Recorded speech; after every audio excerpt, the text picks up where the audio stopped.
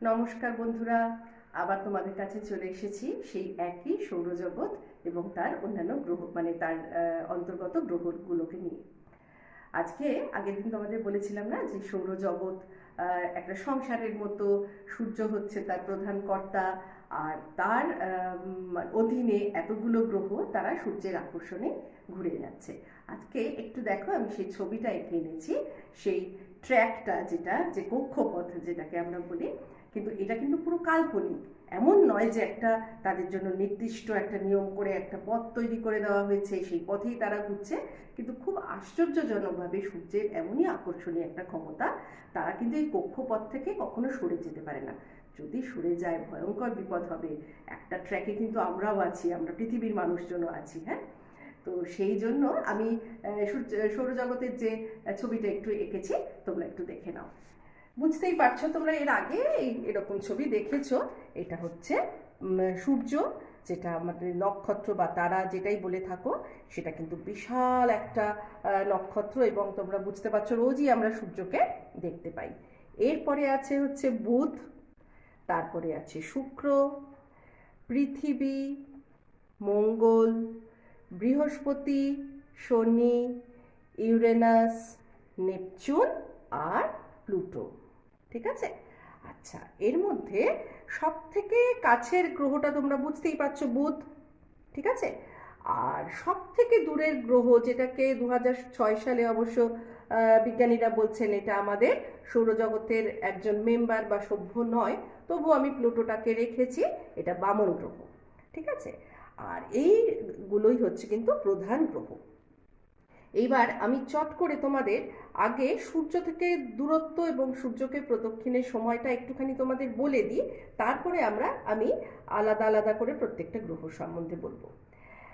বুধের সূর্য থেকে দূরত্ব হচ্ছে 5,83,00,000 কিলোমিটার, আর সূর্যকে প্রদক্ষিণের সময় হচ্ছে 88 দিন। বুঝতে পারছো? আমরা যদি মানে আমাদের গ্রহ তো পৃথিবীর যদি সূর্যকে ঘুরতে লাগে 365 দিন, তাহলে সেখানে বুধের লাগছে কত? মাত্র 88 দিন। বুঝতে পেরেছো? যেহেতু বুধটা খুব কাছাকাছি, তো বুধ কিন্তু ভয়ঙ্কর গরম। সূর্যের সব থেকে কাছে থাকার জন্য বুধে কোনো রকম প্রাণের স্পন্দন পাওয়া যায়নি। এখনো পর্যন্ত কিন্তু পৃথিবীতেই কেবলমাত্র প্রাণের স্পন্দন পাওয়া গেছে, তো বুধে কিন্তু কোনো রকম প্রাণের স্পন্দন পাওয়া যায়নি। আচ্ছা, এবারে হচ্ছে শুক্র। এরপরে হচ্ছে শুক্রর ঘুরতে কতক্ষণ লাগে? শুক্রর ঘুরতে লাগে 225 দিন, আর দূরত্ব হচ্ছে 10,80,00,000 কিলোমিটার। এইগুলো আমি জাস্ট তোমাদের বলার জন্য বলছি, এগুলো কিন্তু তোমাদের মুখস্থ রাখার কোনো দরকার নেই। শুক্র সূর্যকে প্রদক্ষিণ করে 225 দিনে, আমাদের যেমন 365 দিন, তার মানে বুঝতে পারছো ওদের বছরটা কিন্তু 365 দিন, এক বছর না। শুক্র যদি কোনো মানুষ থাকতো, তাহলে তার বছর কততে হতো? 225 দিনে। এইটাকেই কিন্তু আমরা পশ্চিম আকাশে সন্ধ্যাবেলায় এই তারাকে সন্ধ্যা তারা, মানে এই গ্রহটাকে আমরা সন্ধ্যা তারা বলি, আর ভোরবেলায় এইটাকে বলি শুক তারা। আমাদের একটা রবি ঠাকুরের গান আছে, দেখো দেখো শুক তারা আঁখি মেলি চায়, নিশ্চয়ই অনেকেই জানো, সেইটাই কিন্তু এই শুক্র গ্রহ। এইবার আমরা আসছি পৃথিবী। পৃথিবী থেকে সূর্যের দূরত্ব 14,88,00,000 কিলোমিটার, আর সূর্যকে প্রদক্ষিণের সময় হচ্ছে 365 দিন, 5 ঘন্টা 48 মিনিট আর 46 সেকেন্ড। আচ্ছা, এই পৃথিবীর শেপটা বা আকার সম্বন্ধে আমি জানি তোমরা অনেকেই জানো, কিন্তু তবু একটুখানি বলি। দুটো জিনিস একটুখানি নিয়ে নিই। একটা হচ্ছে, দেখো, এটা হচ্ছে একটা বল। বলটা একদম পুরো গোল। ঠিক আছে? কিন্তু আমরা বলি পৃথিবী গোল, কিন্তু পৃথিবী কিন্তু পুরোপুরি গোল না। পৃথিবীর আকারটা কিরকম? ঠিক এই যে দেখো, একটা কমলা লেবু আমি এনেছি, এই কমলা লেবুর মতো। পুরোপুরি গোল না, ওপর এবং এপাশটা মানে উত্তর মেরু এবং দক্ষিণ মেরুর জায়গায় খানিকটা চ্যাপ্টা। সেই জন্য আমরা বলি পৃথিবীর আকারটা সম্পূর্ণ কমলা লেবুর মতো, একেবারে নিটোল গোল বলের মতো নয়, কিন্তু ওপর আর নিচটা খানিকটা চ্যাপ্টা। আর এই পৃথিবীর যে মানে মজার ব্যাপারটা হলো, এই পৃথিবীতেই একমাত্র কিন্তু প্রাণের স্পন্দন পাওয়া গেছে। এই যে আমরা মানুষরা, জীবজন্তু, গাছপালা বেঁচে আছি, এটা কিন্তু পৃথিবীর মধ্যে একটা অনুকূল আবহাওয়া আছে বলে। অর্থাৎ পৃথিবীটা সূর্যের থেকে এমন দূরত্বে অবস্থিত যে খুব ঠান্ডাও নয়, বুধ আর শুক্র যেমন প্রচণ্ড গরম সেরকম প্রচণ্ড গরমও নয়, আবার বৃহস্পতি, শনি, ইউরেনাস, নেপচুন এগুলো যেমন সূর্য থেকে অনেকটা দূরত্বে থাকার জন্য প্রচণ্ড ঠান্ডা সেরকমও নয়। অর্থাৎ পৃথিবীর আবহাওয়াটা সম্পূর্ণ অনুকূল বলেই কিন্তু এখানে প্রাণী স্পন্দন পাওয়া গেছে। এরপরে আসছি আমরা মঙ্গলের কথায়, আমরা যাচ্ছি মঙ্গলে খোঁজার চেষ্টা চলছে যে সেখানে কোনো প্রাণী স্পন্দন আছে কিনা। আর আমরা কিন্তু ভাবতে ভীষণ ভালোবাসি যে অন্যান্য গ্রহে আরও প্রাণ আছে, সেখানে সব অন্য ধরনের প্রাণী আছে, হ্যাঁ, অন্য রকমের এমন এমন কিছু মানে মানুষের থেকেও ভীষণ তারা ইন্টেলিজেন্ট, ভীষণ বুদ্ধিমান কিছু প্রাণী আছে যারা মাঝে মাঝে স্পেস শিপে করে আমাদের পৃথিবীতে চলে আসে, কিন্তু সেগুলো সম্পূর্ণ কল্পনা। এরকম সেরকম নিয়ে আমাদের অনেক সিনেমা, নাটক ইত্যাদি হয়ে গেছে, সেগুলো আমরা দেখতে খুব ভালোবাসি, কিন্তু এই মুহূর্তে পৃথিবী ছাড়া আর কোথাও কিন্তু কোনো প্রাণের স্পন্দন পাওয়া যায়নি। ঠিক আছে, এবার আসছি আমরা মঙ্গলে। মঙ্গল গ্রহ সূর্যের থেকে তার দূরত্ব হচ্ছে 22,73,00,000 কিলোমিটার, আর তার বছর কততে হয়? তার বছর হয় 687, অর্থাৎ 687 দিনে। আমাদের যেমন 365 দিন, আর মঙ্গলের হলো 687 দিন।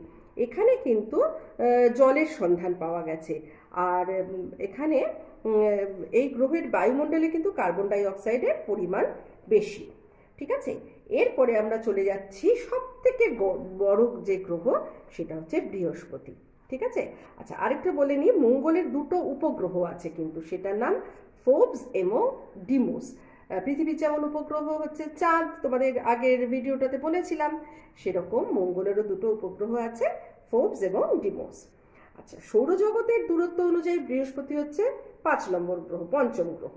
এটারও দূরত্ব হচ্ছে 77,40,00,000 কিলোমিটার, মানে বুঝতে পারছো সে ভয়ঙ্কর দূরে। ঠিক আছে, বৃহস্পতি গ্রহে মোট 13টা উপগ্রহ আছে। এবার আসছি আমরা শনিতে। এই যে শনির চারপাশে আমি একটা বলয়ের ছবি এঁকেছি। ঠিক আছে, আচ্ছা এটা হচ্ছে দ্বিতীয় বৃহত্তম গ্রহ, অর্থাৎ বৃহস্পতি সব থেকে বড়, তারপরে হচ্ছে শনি। এর দূরত্ব কত? 142 কোটি কিলোমিটার। বুঝতে পারছো, এগুলো আস্তে আস্তে আরও যত গ্রহগুলো পড়ছি সেগুলো সূর্য থেকে আরও অনেক দূরে অবস্থিত, এবং স্বাভাবিকভাবেই তার কিন্তু তাপমাত্রা, সেই সব গ্রহের তাপমাত্রা অত্যন্ত কম, সেখানে প্রাণের অস্তিত্বের কোনো সম্ভাবনাই নেই, অত ঠান্ডায় কোনো প্রাণ বাঁচতেই পারে না। এদের এই শনির যে উপগ্রহ, তার মধ্যে প্রধান উপগ্রহ হলো টাইটান। এরপরে চলে আসছি আমি ইউরেনাসের কথায়। আচ্ছা, এর হচ্ছে দূরত্ব 287 কোটি কিলোমিটার, মানে বুঝতে পারছো আরও দূরে সেগুলো, প্রচণ্ড ঠান্ডা। আর এই ইউরেনাস সূর্যকে ঘুরে আসে 84 বছরে। ঠিক আছে, আচ্ছা এবারে আমি আসছি নেপচুনের কথায়। নেপচুন যেটা আছে সেটা হচ্ছে 449,66,00,000 কিলোমিটার সূর্যের থেকে তার দূরত্ব, এবং তার সূর্যকে একবার প্রদক্ষিণ করতে লাগলে 165 বছর, মানে আমাদের 365 দিনে যেমন 1 বছর, সেরকম 165 বছরে নেপচুন পুরো সূর্যটাকে পুরো ঘুরে আসে। আচ্ছা, এরবারে আসছি আমি প্লুটো, যেটাকে আমি বলছিলাম খুব ছোট্ট একটা গ্রহ, 600 কোটি কিলোমিটার দূরে প্লুটো, এবং ঘুরে আসতে, সূর্যকে ঘুরে আসতে তার সময় লাগে 248 বছর। ঠিক আছে, এরপরে আমি আসছি কয়েকটা জিনিসে, সেগুলোকে একটুখানি তোমরা দেখে নাও। এবার অন্যান্য নক্ষত্র এবং নক্ষত্র মণ্ডল সম্বন্ধে আমরা আরেকটু পড়ব। ঠিক আছে, মণ্ডল কথাটার মানে কি?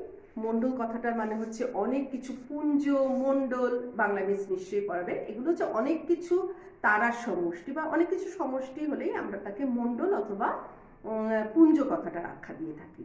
তো আজকে আমি যেমন ধ্রুবতারার মতো একটা আলাদা তারাও পড়াবো, আবার এই সপ্তর্ষি মণ্ডল, কালপুরুষ এগুলোর মতো তোমার নক্ষত্র মণ্ডলের কথাও পড়াবো, নক্ষত্র ও নক্ষত্র মণ্ডল। প্রথমেই আমি যেটা পড়াবো হচ্ছে ধ্রুবতারা। ধ্রুবতারা হচ্ছে এই যে মহাকাশে যে অনেক উজ্জ্বল জ্যোতিষ্ক আমরা দেখতে পাই, তার মধ্যে একটা হচ্ছে ধ্রুবতারা। হ্যাঁ, এটাকে, এই ধ্রুবতারাকে সবসময় উত্তর আকাশে দেখা যায়। সেই জন্য নাবিকেরা কি করতেন, এটা দেখে তাদের দিক নির্ণয় করতেন। তখনকার দিনে তো অত আমাদের মতো এখনকার যেমন কম্পিউটার মোবাইলে আমরা যেমন অনেক কিছু বুঝতে পারি, তখনকার দিনে তো তা ছিল না।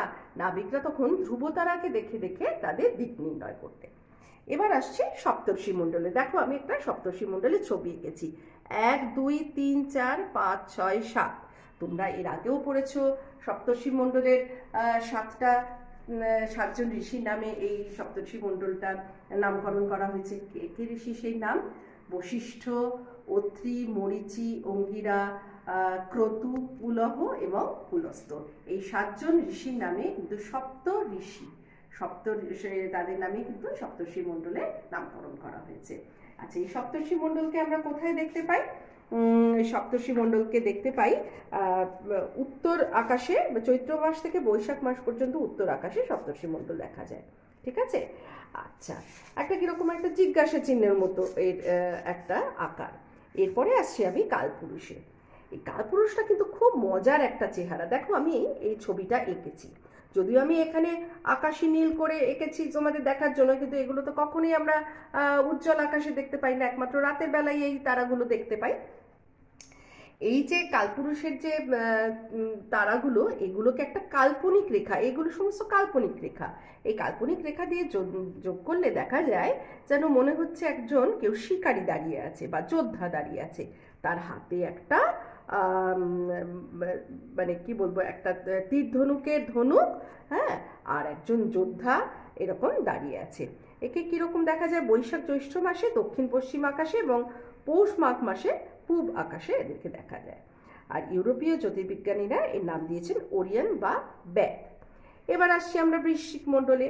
দক্ষিণ পূর্ব আকাশে আষাঢ় শ্রাবণ মাসে কতগুলো নক্ষত্র চোখে পড়ে, সেগুলোকে কাল্পনিক রেখা দিয়ে যুক্ত করলে একটা বৃশ্চিক, মানে যেটাকে বলি আমরা কাঁকড়া বিছে, তার মতো একটা আকারের একটা তারামণ্ডলী দেখা যায়, তাকে বলা হয় বৃশ্চিক মণ্ডল। এর মধ্যে আছে 16টা নক্ষত্র, সেটা ছবি আমি কিন্তু আঁকিনি। এবার আসছি আমি চাঁদের কথায়।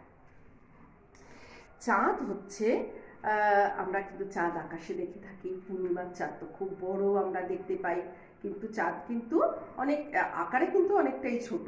কিন্তু যেহেতু আমাদের পৃথিবীর খুব কাছাকাছি আছে এবং পৃথিবীর এই একটাই উপগ্রহ, চাঁদকে আমরা দেখতে পাই। আর চাঁদকে আমরা ভীষণ সুন্দর রূপে কল্পনা করে থাকি, তাই না? কেউ যদি খুব সুন্দর দেখতে হয় আমরা বলি চাঁদ পানা মুখ, আর আরো কত কত সব কবিতা আমরা বলি, আয় আয় চাঁদ মামা টিপ দিয়ে যা, সবই কিন্তু চাঁদকে কল্পনা করে। আর এই যে চাঁদ, চাঁদে প্রথম পা রেখেছিলেন কে জানো? Neil Armstrong. কিন্তু বইতে একটা ছোট্ট ভুল আছে, সেটা আমি লক্ষ্য করলাম, তোমরা একটুখানি দেখে নিও, একটুখানি সংশোধন করে নিও। 1969 সালের 21শে জুলাই নীল আর্মস্ট্রং এবং এডউইন অলড্রিন কিন্তু চাঁদে পা রাখেন। আর বইতে কিন্তু তোমাদের আছে 1979 সালে, মানে 1979 লেখা আছে, ওটা হবে 1969। ঠিক আছে। এই চাঁদে কিন্তু এক নাগাড়ে দিন হয় 15 দিন, ঠিক আছে, আর রাত হয় আবার 15 দিন। আর পূর্ণিমার আকাশে যে চাঁদটা দেখা যায় সেটা কিন্তু খুব উজ্জ্বল বড়, এবং অমাবস্যায় কিন্তু চাঁদটা দেখা যায় না। ঠিক আছে, তখন চাঁদটি খুঁটখুটে অন্ধকার। হ্যাঁ, আর অমাবস্যার রাতে আমরা সব ভূতের গল্প শুনতে খুব ভালোবাসি, তাই না? আর এই যে অমাবস্যার পর থেকে যে পূর্ণিমা পর্যন্ত যে সময়কাল, সেটাকে বলি আমরা শুক্লপক্ষ। আবার পূর্ণিমা থেকে আবার নেক্সট অমাবস্যা যখন হয়, তখন আমরা বলি কৃষ্ণপক্ষ। ঠিক আছে, তাহলে আমরা আজকে অনেক কিছু জানতে পারলাম। আচ্ছা, আরেকটাও কথা বলি, চাঁদ কিন্তু পৃথিবীকে তার নিজের কক্ষপথে 27 দিন 8 ঘন্টায় পৃথিবীকে একবার প্রদক্ষিণ করে। ঠিক আছে, আর চাঁদের মধ্যেও কিন্তু অনেক গর্ত আছে, অনেক কিছু আছে। সেখানে কিন্তু আমরা সেগুলোকে আমরা যখন দূর থেকে দেখতে পাই, অনেক কালো কালো কিছু দাগ দেখতে পাই, সেগুলোকে বলা হয় চাঁদের কলঙ্ক। তাহলে আজকে আমরা গ্রহ এবং উপগ্রহ সবকিছু সম্বন্ধেই অল্প অল্প করে জানলাম। খুব ভালোভাবে বইটা পড়বে, অনেক ছোট ছোট ছোট ছোট তথ্য আছে। আর যে সংশোধন করার কথা বললাম সেটা অবশ্যই সংশোধন করে নেবে। 1969, ওটা 1979 লেখা আছে, ওটাকে 7টাকে কেটে 6 করে দেবে। আশা করি তোমাদের ভালো লেগেছে পড়া। তোমরা আবার এটাকে ভালো করে বাড়িতে পড়ো, আর আমি আবার তোমাদের একটা ওয়ার্কশিট দেবো। ঠিক আছে?